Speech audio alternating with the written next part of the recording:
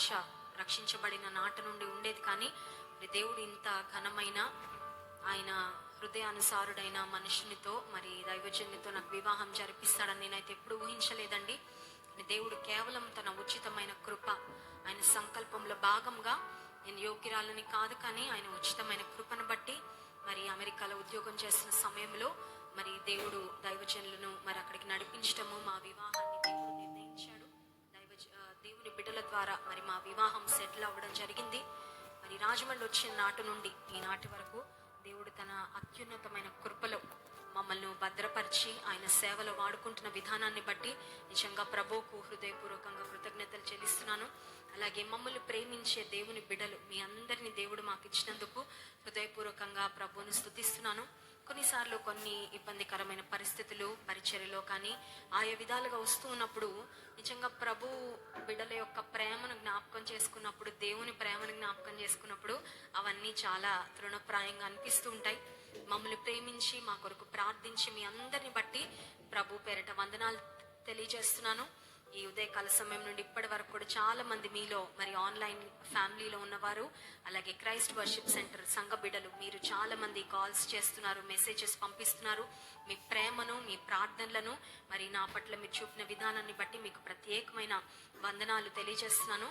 నా ఆశ, నా ప్రార్థన ఒకటే, మరి దేవుడు ఎందు నిమిత్తమో నన్ను సృష్టించాడో, ఎందు నిమిత్తం మరి దైవజనునికి భార్యగా మరి యోగ్యత లేనప్పటికీ దేవుడు ఆ కృపనిచ్చాడో, ఈ సంఘంలో దేవుడు ఎందుకు నన్ను ఉంచాడో, ఆయన ఉద్దేశాన్ని ఆఖరి వరకు నెరవేర్చాలి అనేది ఒక్కటే ఆశ. మరి కార్యరంభము కంటే కార్యాంతం మేలని దేవుని వాక్యంలో ఉంది. నమ్మకంగా మరి దేవుని కొరకు పని చేయాలని, దేవుని సేవించాలని, మరి మానవ ఆలోచనలో మానవ జ్ఞానంతో కాదు కానీ దేవుని ఆత్మ ద్వారా నడిపించబడుతూ దేవుని మహిమ కొరకు ముందుకు వెళ్ళాలి అని ఆశ. మీరందరూ కూడా మరి నా కొరకు, మా కుటుంబం కొరకు ప్రత్యేకంగా ప్రార్థన చేయండి. దేవుడు తన ఆత్మతో ఇంకను నింపి మరి బలపరిచి వాడుకోవాలని ఆత్మీయ తల్లిదండ్రులను బట్టి ప్రభువుని స్తుతిస్తున్నాను. వారు మరి మాకిస్తున్న సహకారాన్ని బట్టి, మా పట్ల చూపుతున్న ప్రేమను బట్టి, వారిని బట్టి ప్రభువుని ఎంతో స్తుతిస్తున్నాము.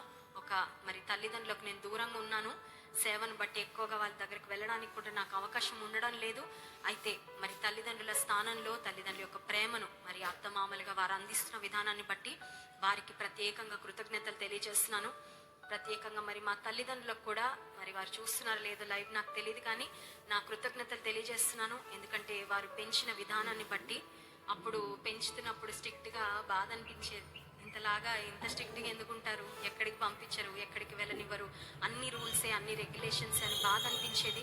కానీ వారు ఆ రోజు అలా పెంచకపోయింటే ఈరోజు మరి దేవుని సేవకు పనికొచ్చి ఉండేదాన్ని కాదు, ఒక పనికిరాని వ్యక్తిగానే లోకంలో మిగిలిపోయేదాన్నేమో. మా తల్లిదండ్రులకు ప్రత్యేకమైన కృతజ్ఞతలు తెలియజేస్తున్నాను. వారు నన్ను ప్రాముఖ్యంగా పెంచిన విధానాన్ని బట్టి they have invested in my life. నా జీవితంలో వారు చాలా పెట్టుబడి పెట్టారండి. మా తల్లి గారికి గవర్నమెంట్ ఉద్యోగం చేసే అవకాశాలు ఎన్నో ఉన్నప్పటికీ, చాలా వెల్ క్వాలిఫైడ్ అయినప్పటికీ మరి మా తండ్రి గారు బ్యాంక్లో ఉద్యోగం చేస్తూ ఉండేవారు. మా తల్లి తండ్రి ఒక తీర్మానం తీసుకున్నారు, ఏంటంటే ఒకరు ఉద్యోగం చేద్దాం చాలు, ఒకరికి వచ్చే జీతం చాలు, ఇంకొకరము బిడ్డలను దేవుని కొరకు పెంచుదామని. మా తల్లిగారు ఉద్యోగం చేయలేదు, చదువు లేక అవకాశాలు లేక కాదు, కానీ పిల్లలను దేవుని కొరకు పెంచాలనే తీర్మానము. మరి వారు తీసుకున్న తీర్మానాన్ని బట్టే మా మీద ఎంతో సమయాన్ని వెచ్చించారు. టీనేజ్లో, యవ్వన కాలంలో they have been a huge support. వారిని బట్టి ప్రభువుని స్తుతిస్తున్నాను. ఏ విషయంలో కూడా మా తల్లిదండ్రులు ఎప్పుడు వెనక్కి లాగేవారు కాదండి. దేవుని కొరకు పని చేస్తామంటే చేయమనేవాళ్ళు, దేవుని కొరకు కానుక ఇస్తామంటే ఇవ్వమనేవారు, దేవుని కొరకు సాక్ష్యం ఇస్తామంటే చెప్పమనేవారు. ఎప్పుడు దేవుని విషయంలో ఎప్పుడు కూడా తల్లిదండ్రులు వెనక్కి లాగలేదు. అయితే వివాహమైన దగ్గర నుంచి నా తల్లిదండ్రుల దగ్గర నాకు ఎటువంటి ప్రేమ, ఆదరణ, సపోర్ట్ దొరికిందో దైవజనుల దగ్గర అదే విధమైన సపోర్ట్ దేవుడు నాకు ఇచ్చారండి. హల్లెలూయా. చాలా మందికి ఇలాంటి సపోర్ట్ ఉండదండి. స్త్రీలు చాలా మంది చాలా సాధిస్తున్నారు ఈ ప్రపంచంలో, కానీ ఒక పురుషుని సపోర్ట్ ఉంటే ఇంకా ముందుకు వెళ్ళొచ్చు. దైవజనులు నాకు ఇస్తున్న సపోర్ట్ని బట్టి నిజంగా మరి దైవజనునికి ప్రత్యేకమైన వందనాలు తెలియజేస్తున్నాను. నువ్వు కూర్చో, నువ్వు నోరు మూసుకొని ఉండంటే నేను ఏం చేయలేను, అవునా కదా. నాలో ఎంత మంట ఉన్నా దేవుని కొరకు పనిచేయాలని, నా కొరకు ఎంత తాపత్రయం ఉన్నా నువ్వు కూర్చో, నువ్వు కిచెన్లో ఉండు, నువ్వు పిల్లల్ని చూసుకో అంటే పిల్లల డైపర్లు మార్చుకుంటా, స్నానాలు చేయించుకుంటా, వంటలు చేసుకుంటా నేను ఇంటికి కిచెన్కి మరి పిల్లల్ని పెంచడానికి పరిమితం అవ్వాల్సింది. కానీ దైవజనుడు ఎప్పుడు కూడా నన్ను ఎప్పుడు ఆపలేదండి. ఎప్పుడు ఇంకా వెనక నుంచి తోస్తూనే ఉంటారు, నువ్వు ఇది చేయాలి, అది చేయాలి, ప్రభు కొరకు నువ్వు ఇలా వాడబడాలి, అంత దైవ సేవకులను నేను చూశానండి. చాలా మందిలో స్వార్థం ఉంటుంది, చాలా మందిలో మరి ఎంత పరిచయలో ఉన్నా కూడా అక్కడక్కడ కొన్ని షేడ్లు కనబడతాయి, కానీ దైవజన్ని బట్టి ప్రభువుని స్తుతిస్తుంటాను, ఏమాత్రం స్వార్థం ఉండదండి. హల్లెలూయా. ఇంత కూడా స్వార్థం ఉండదు. లేడీస్ కదా, ఈమె కూర్చోబెట్టాలని ఎప్పుడు అనుకోరు, ఈమె నాకంటే తక్కువ, ఈమెని కిందకి అనచాలని ఎప్పుడు ఉండదు. అవమానపరిచేటట్టు కానీ కించపరిచేటట్టు కానీ ఎప్పుడు కూడా మాట్లాడలేదు. మరి దైవజన్ని బట్టి నిజంగా నేను ప్రభువుని స్తుతిస్తున్నాను. దైవజనులు ఇస్తున్న సహకారాన్ని బట్టి, వారి యొక్క మరి సపోర్ట్ని బట్టి వారి నాకు ఒక ఇన్స్పిరేషన్ అండి. నేను ఇంకెవరెవరినో ఇన్స్పిరేషన్గా తీసుకోవడం కాదు, కానీ నేనైతే అనుకుంటాను, మరి నేను క్రీస్తున్న పోలు నడుచుకున్న ప్రకారం మీరు నన్ను పోలు నడుచుకోండి అని అపోస్తలుడైన పౌలు చెప్పినట్టు నాకైతే నా కళ్ళ ముందే దేవుడు పెట్టాడు యేసయ్య స్వరూపం. నేను పెళ్లి అయిన కొత్తలో చెప్పాను, ఇప్పుడు కూడా చెప్తున్నాను. పెళ్ళై 10 సంవత్సరాలు అవుతుంది. పెళ్ళైన కొత్తలో దేవదత్తల్లా ఉంటారు, పెళ్ళయ్యాక మారిపోతారు కదండి. రియాలిటీ అంతా బయటకు వస్తూ ఉంటుంది. 10 సంవత్సరాలు అవుతుంది పెళ్ళయ్యి. ఇప్పటికీ నేను చెప్పగలను, దైవజనుల్లో యేసే నాకు కనబడతా ఉంటాడు. హల్లెలూయా.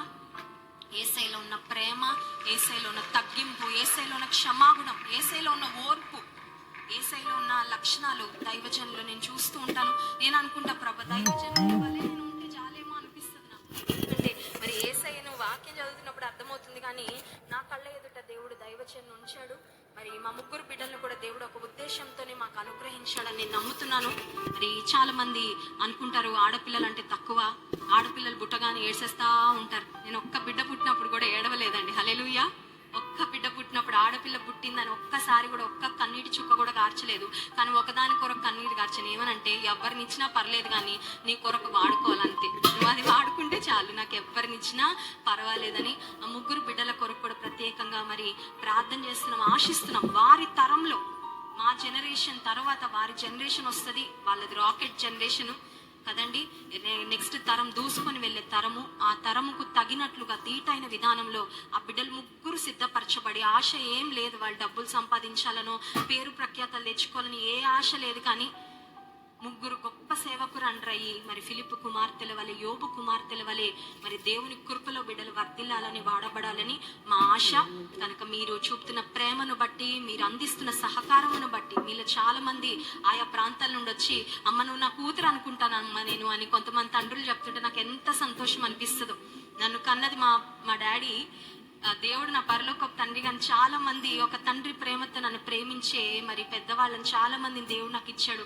చాలా మంది ఆంటీస్ అంటారు, మా బిడ్డల్లో ఒక బిడ్డగా నిన్ను అనుకుంటామమ్మా. ఒక అక్కలు చాలా మంది మా సొంత చెల్లిలాగా ప్రేమిస్తామని. నిజంగా ఇంత ప్రేమ ఆప్యాయతకు నేనైతే అర్హురాల్ని కాదండి. కానీ దేవుడు తన ఉచితమైన కృప ద్వారా నేను ఎక్కడో ఉద్యోగం చేసుకుంటా ఉండుంటే నా లైఫ్ వేరేలా ఉండేదేమో, నా వరకు నా బ్రతుకు ఉండేది, కానీ ఇంత కృప దేవుడు ఇచ్చేవాడు కాదు. ఆయన సేవకు వచ్చినందుకు, ఆయన తన మహాకృపను బట్టి ఈరోజు ఇంత పెద్ద కుటుంబాన్ని దేవుడు మాకు ఇచ్చాడు. మీ అనుదిన ప్రార్థనల్లో దైవజనుని, నన్ను, అలాగే మా బిడ్డలను మీరు ఎత్తి పట్టండి. ఇంకా రానున్న దిన